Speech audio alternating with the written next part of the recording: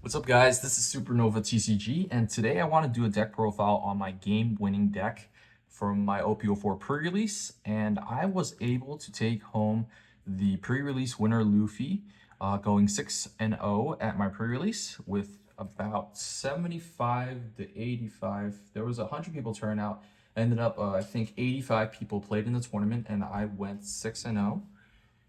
Here we are, Supernova Slay being the first one and going 6 rounds.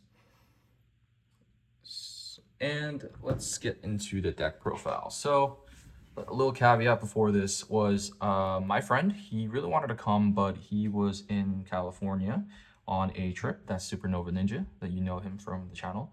And he mentioned, hey, when you open your packs of pre-release, why not send some pictures and let me see. You know, he's very interested to see what we pull. He's very interested to play the Rebecca deck later on, and he wanted to just see what we pulled, right? And so I sent him a picture and of the good pulls, right? And the good pulls came where I opened one Crocodile, one Miss All Sunday, and a Red Rock. And when he saw this, he suggested, hey, I suggest you playing Crocodile.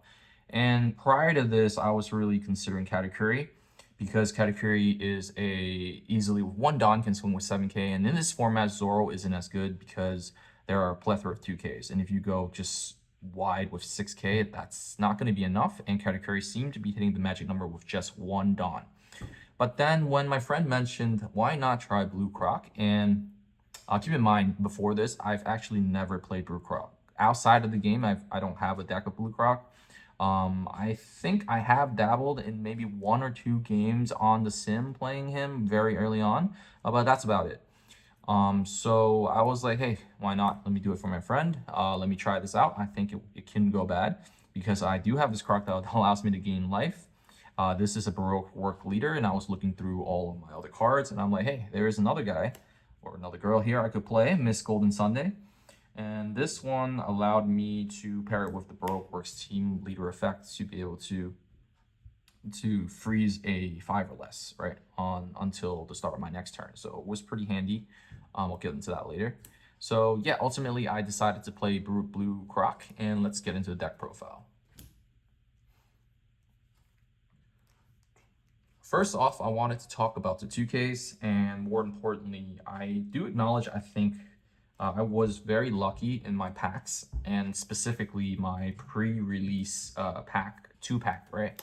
And the 2 cards I ended up pulling first was the Apis 2K and the 6-8 Kuro, both of which I believe are amazing for this pre-release, right? They're automatic staples. Reasoning, why? Because it's a 2K. Why? Because it's a 6-8 vanilla.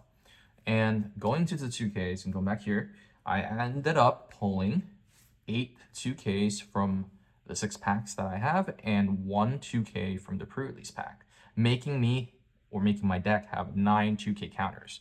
And that's a plethora here. So those are my 9 2K counters. Nothing too much to get into other than the fact Sasaki had a non-playability that allowed me to fix my hand.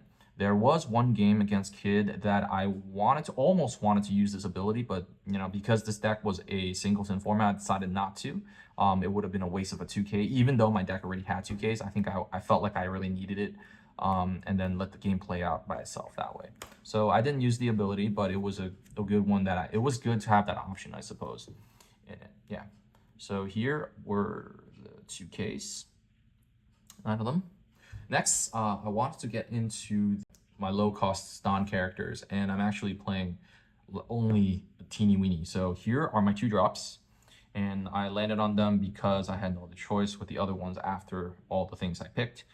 This one here, Jack, was a pretty good one. It actually stayed on the board. I think when I played him, I only played him once. Again, he was played once, but he never died. My opponent never cared for him. I only swung with once when he was tapping my opponent, didn't even want to waste on, or didn't want to waste a swing at him because he just gives me the value back, right? Because when he dies, he draws you a card. And then there's this one, and this was one of the reasons why Blue Croc was decent in the beginning before I started to play. I was thinking, hey, maybe this card, because it's 2 Don, is going to be able to freeze something and allow me to take another turn to analyze the board before I decide what I want to do.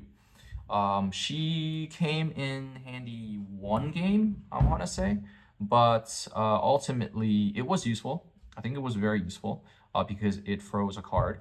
But I played her actually on underdropping on my, I think it was a 5 Dawn turn. 5 Dawn turn, I played the 2 to freeze. I swung leader, swung character, deployed 3 and 3 and a 2. I think that's what what I did in that one game. So she didn't come up that much, but yeah, it was useful when it did. Next, let's get into the 3/5s of the deck. And again, I only have 2 here. And in the beginning, I was worried, hey, actually coming down here, I have about like 10, I think 10 no counter cards here. But then thinking back on hindsight now, hey, I actually have 9 2K counters here. So I don't have anything to worry about in a 40 card deck. So yeah, these were good. They performed what they needed to do. I never pulled Kairos' ability off. Because yeah, my leader isn't Rebecca, but take it, you can still use this ability even if your leader isn't Rebecca. But I never really I always used my Croc to swing, and so there wasn't a need for him to use that ability. And I didn't play no stage, right? That's pretty crazy. And Chaka, just a 3/5. The ability didn't come into play. 3/5 and 3/5. So those were my 3s. And then the last one did have a counter, and it is Ulti. I thought her ability would come in handy, but ended up it did not. It is a 1K, nice to put down. Needed 1 Dawn if you really need a swing at leader. And as I was like kind of analyzing most of my games, thinking about it, thinking back, it made sense that her ability actually didn't come in play that often because unless this format had more 1 and 2Ks, her effect really isn't going to get to be pulled off anyways. So these were the 3 drops of the deck. Here, let's display it like that. Yeah. Next, let's get into the hero of the deck, or should I say the 4 drops and beyond. And let me preface what I'm about to say with this is that the deck itself is heavily focused around 4-drop characters, 5-drop characters, and 6-drop characters. Those are mainly the core of what I was focusing on, because I was thinking as I was building it, if I'm running blue Croc from what I pulled, that really means that I want to save kind of towards the end of the game those Dons to be able to swing heavily and able to utilize Croc's ability towards late, mid-late game, right?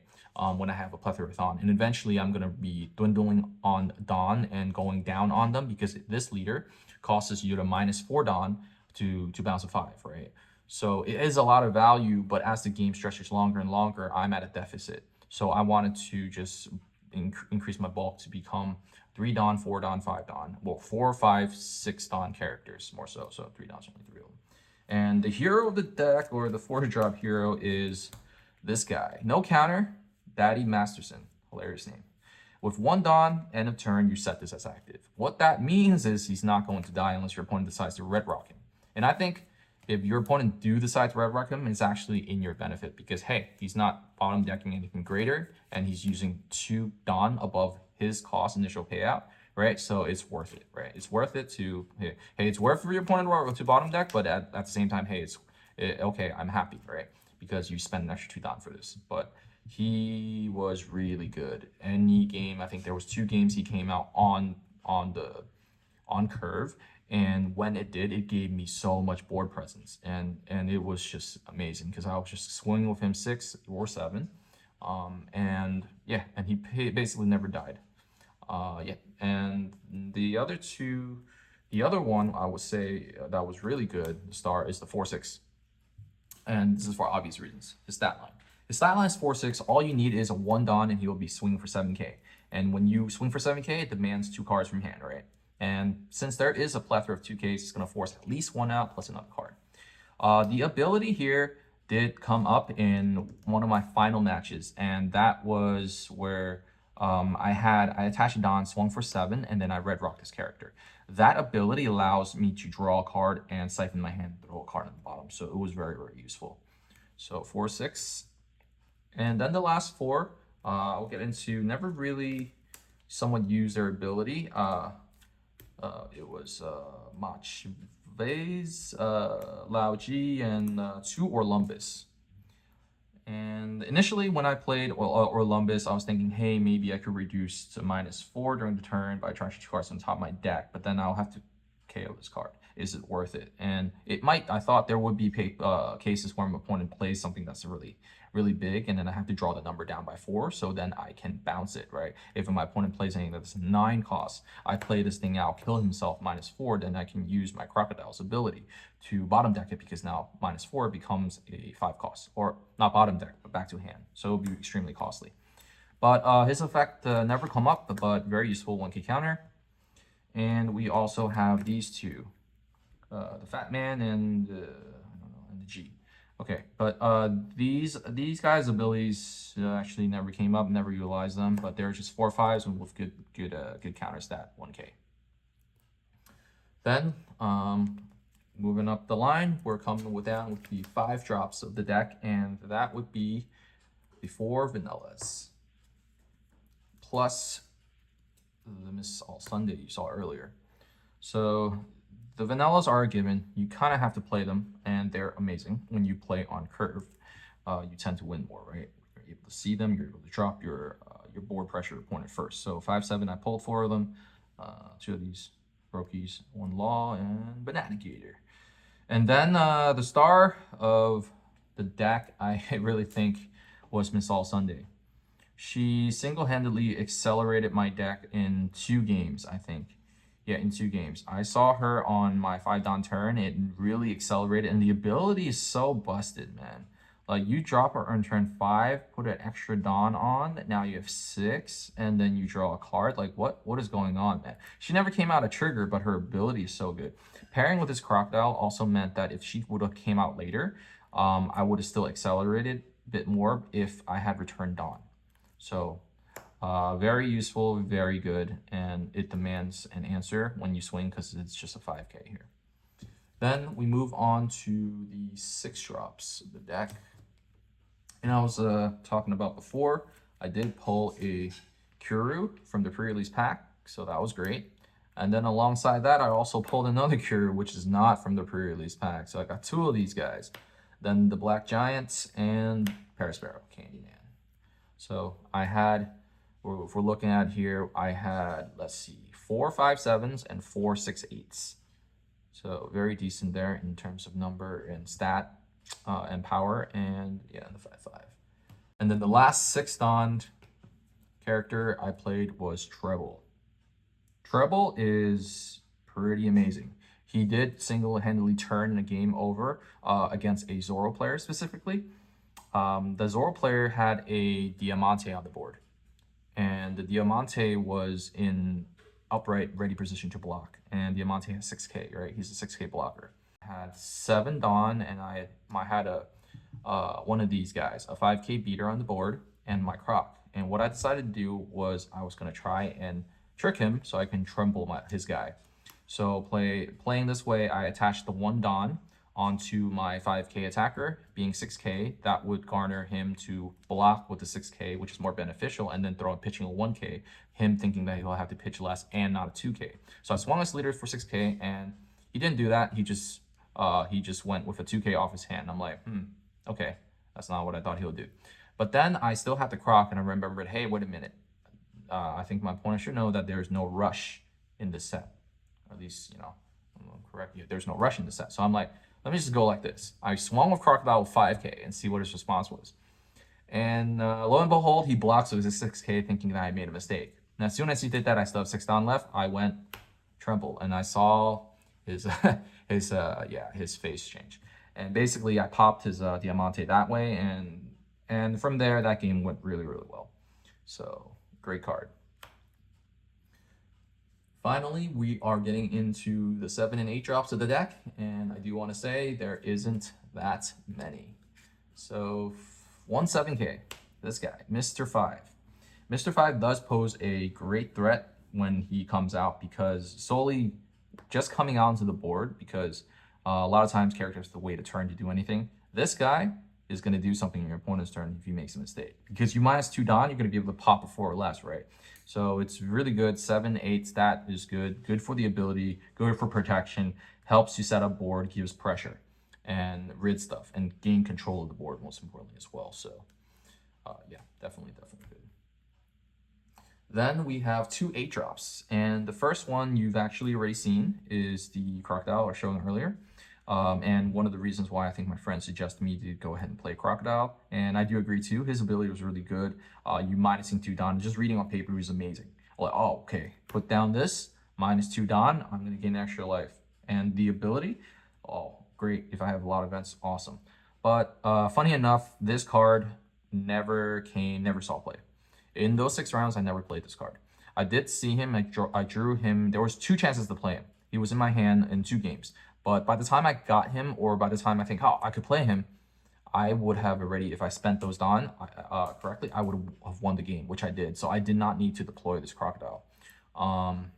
Yeah, so I didn't play him. And I actually forgot to mention, in this deck, I actually, in between games, you're allowed to change cards. So I actually did end up pulling the last super SR. I pulled 3 SRs from the 6 packs that I was given. I pulled the 7-drop Luffy.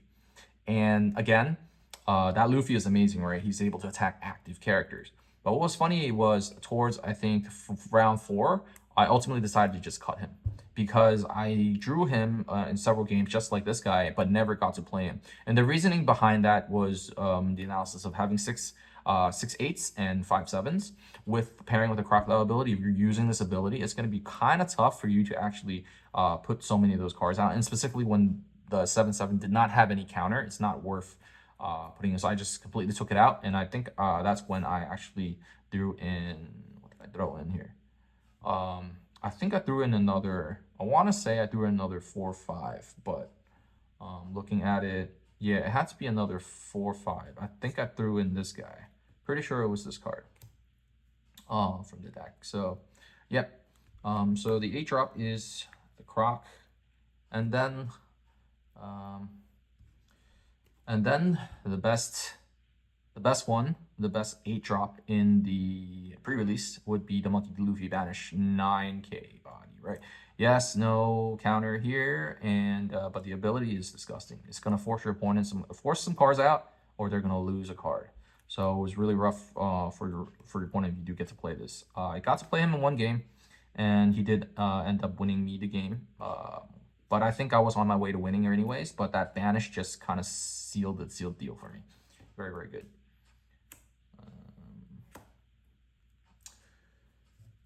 Next, I want to get into my blockers, and I think this is somewhat of a karma kind of deal situation. Because I pulled 9 2Ks, I was only able to pull 2 blockers. So the whole deck actually only had 2 blockers. And I think had my opponents actually knew about this more, they would have been even more aggressive earlier on. And I'll get into the gameplay and some analysis on how my opponent played against me because my leader was Croc. But I only had 2 blockers, and in the beginning I was kind of worried. But as I was winning the games, and realizing, hey, I have a lot of 2Ks, there was nothing to worry about, and I can't do anything about having 2 blockers. Like I could only have 2 blockers because I only pulled 2 blockers. So that's why I have 2 blockers here. Then let's get into the last 5 cards of the deck, and that would be 5 events. And these are all Singletons. First one of which you've already seen, and that is Red Rock. Busted. Nothing much to say about that, except it's busted. Trigger never came up, but the ability did.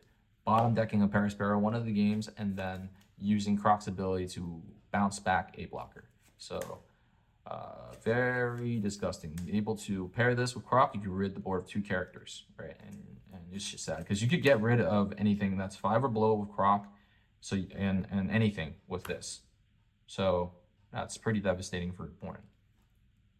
Next one is the weak do not have the right to choose how they die. This card is very strong. I wish I pulled more. I wish I was able to see this card more. And I did not realize that the trigger sets up to 5 Dawn active. This thing did come out in trigger, and I was reading like, what the heck? But I never got to use that ability because not needed. This not too many crazy events. So yeah, amazing card. Get to rest something, pop a 6. That's rested. And then I played one 6k counter, which requires 3 Dawn to use. This came up several times for sure. Now, there was one game that was pretty insane. If I was 1K short, I would have lost to Kid. Kid was swinging 12K 2 times, and I was able to block it off the cards in my hand. And that game started out very early where I had Daddy Masterson on the board, this guy. And I think upon my opponent realizing that I was playing Croc, he was playing a little weird. I think he was trying to play around it, and generally his plays weren't optimal. Either he missed his curve a little bit, or he decided not to play it. Not worth it because my Croc would bounce. In my opinion, you should still play it and force me to use the Croc. He's minusing 4 Dawn. It was going to be devastating if I use it early on. But regardless, his method came very close to winning because what he did was constantly attach Dawn to Kid and swing. And I was in a position where I was just taking it to the face, right? There's nothing I can do. I was taking the life, and it was down to, I think it was basically down to no life, and he had double swing. If he double swing, he wins. If he able to get that through, he wins. And I sat there a good, actually, quite a while. Against my opponent because I was counting and doing the math. I'm like, hey, you could slow 12, 12. Let me see if I have this and that. I'm like, oh, okay, that's perfect. And I do, and being able to basically block 2 12Ks, and it was thanks to this card right here. Amazing. And actually, and the next card, first of all, also, and that's Happiness Punch. This is, yeah, beyond busted as well. Because the fact is, in this format, a lot of people chosen, at least in my matchups, a lot of people chose to play Kid. Take it that this card came very clutch for me at the end for that one player of Kid and never came up otherwise.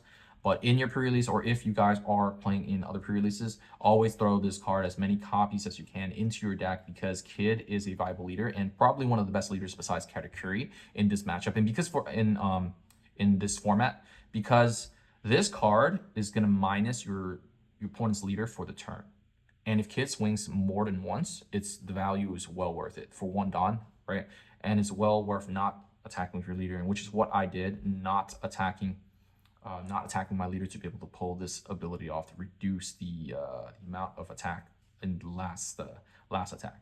I could have used it first and made it even more unlikely for my opponent to not rest those 3 Dawn. But I blocked with the 12 first because I knew I had exactly if to make him try to swing again for game and then use this. But so this ability of not being able to swing like the whole time, like it didn't really come into play per se because I was trying to bait him to win the game, which that worked out very well because I used the second attack to block the 12 game. And the very, very last card is just one barrier. You're pulling these in your pre-release, you're probably playing them.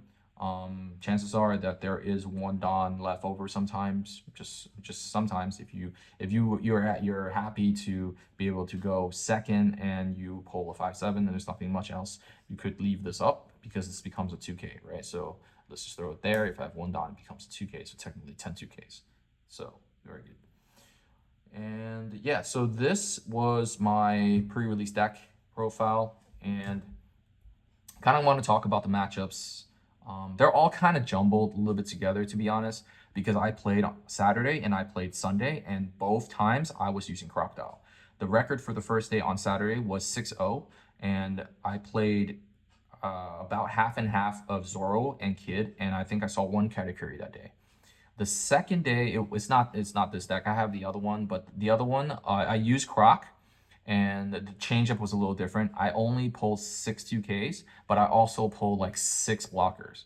And one of the blockers was also a 2K. That was the Bartholomew thing, so he was kind of like interesting. That counter versus a blocker was very 2K counter versus a blocker amount was very balanced in that ratio.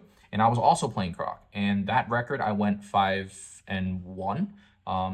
5-1. Sorry, 4-1. There was only 5 rounds. I think on Sunday it was less people, and I went 4-1 with Croc on that Sunday, taking I think the 7th place. Yeah, taking 7th place. So I made top 8 with Croc in the same idea. And it was unfortunate because my very first game on that Sunday, not using this deck, but very like probably maybe some point I would show it, but it's not a first place, so I'm showing this. But just to mention was My record on Sunday for using Croc was a different build and more balanced of 2K, 6 of them, and 6 counters. The first game I played against was Kid, and I lost, and then I won all my other ones. And I played more kids. It was playing a lot of kids. I think I want to say like so ultimately, if I were to ban the record across 2 days of Saturday and Sunday, it would have been 10-1. That's the record with pre-release Crocodile, and this gives me a very good backing. I want to say credibility in terms of in my mind of saying, hey, this leader, if you're playing an OP04 pre-release, is the one you should be using. The reason why is because, first of all, let's look at all the leaders out there, right? In the previous set, Zoro was really good because in OP03, there was a plethora of 1 drops, 2 drops that are worth using. In this set, yes, it's worth it because there's maybe one Sanji with 3K. But other than that, there's not too much crazy 1-droppers, 2-droppers out there that's worth the time for Zoro. And specifically, this set, again, like I mentioned earlier, has so many 2Ks that playing Zoro is not going to be the ideal choice, which led me into the next conclusion of being able to play Katakuri would be better because for 1 Dawn, you demand a 2K and a card in hand. So that was a lot of pressure. And my opponent, I had, I think, within the 2-day span, and talking about Saturday, I did play against Katakuri at least 1 or 2 games, Katakuri, and Katakuri was good. It was very decent in terms of what it wanted to accomplish for the 2Ks out of my hand. But hey, this deck, look at it. Man. Look at how many 2Ks I have. And it was good, but it wasn't enough, right? Playing category, and I think ultimately the matchups were mostly Kid and Zoro. I did not see one blue Croc. I was the only blue Croc player playing at the top tables until I won, and it was funny. People were coming to me like, "Oh my god, I was crazy," but it was all thanks to, I think, my friend couldn't make it in Cali on Saturday. He came the next day. He came very close to he topped as well. He came very close to making first place, but he came in the 5th. But yeah, it was extremely fun. The pre-release experience fun, very enjoyable. And this was my pre-release winner OP04 Crocodile deck profile. So I hope everybody enjoyed it, and leave your comments and likes and subscribe. And I'll get back to you with the next video as soon as I can. Thank you guys.